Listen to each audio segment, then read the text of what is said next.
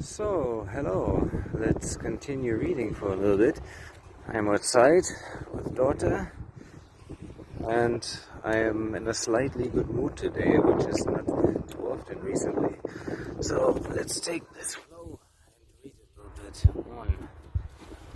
By the way, mostly I read anyway. Good mood, bad mood. So, what do we have here?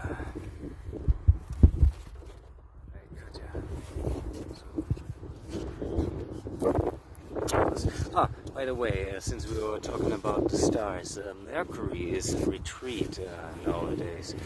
So what that means, you can look it up. You can find it anywhere. So let's continue. So the hours of the Sun, of Jupiter and of Venus, particularly on the days which they rule, are good for all extraordinary, uncommon and unknown operations. The hours of the Moon are proper for making trial of experiments relating to recovery of stolen property. Just recently this happened, so that's interesting. For obtaining nocturnal visions, for summoning spirits in sleep, and for preparing anything relating to water. The hours of Venus are furthermore useful for lots, poisons, all things of the nature of Venus. That's interesting. Poison. Venus is a symbol of women, yeah? Oh, women are poisonous, I knew it.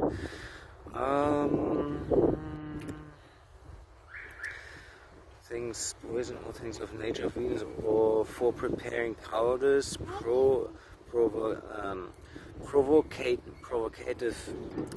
provocative of madness. That's also interesting.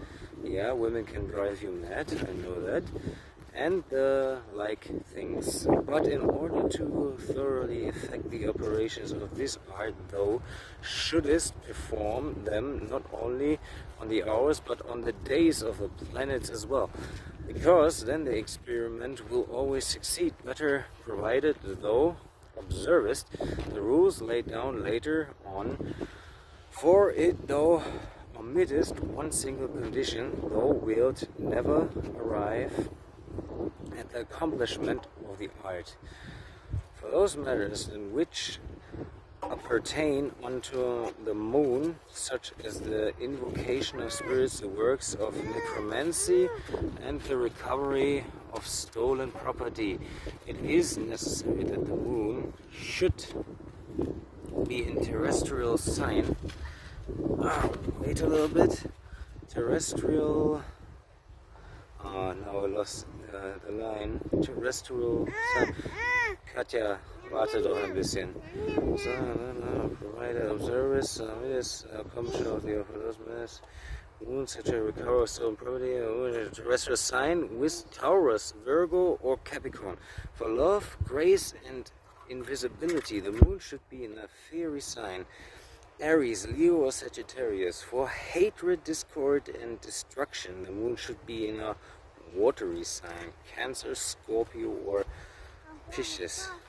For experiments of a peculiar nature, which cannot be classed under any certain head, the moon should be in an airy sign, Gemini, Libra, or Aquarius. It's pretty interesting that water is for hatred and discord, because so many people believe that now we are in the age of water, that's the age of peace. But in my intuitive feeling, I always knew it was not the case. But if these things seem unto thee difficult to accomplish, it will suffice thee merely to notice the moon after her combustion or conjunction with the sun, especially just when she quits his beams and appeareth visible. For then the sun, especially just when she quits his beams and for then matter. That is why the time from the new onto the full moon is proper for performing any of the experiments of which we have spoken above. But in her decrease or wane, it is good for war, disturbance, and discord.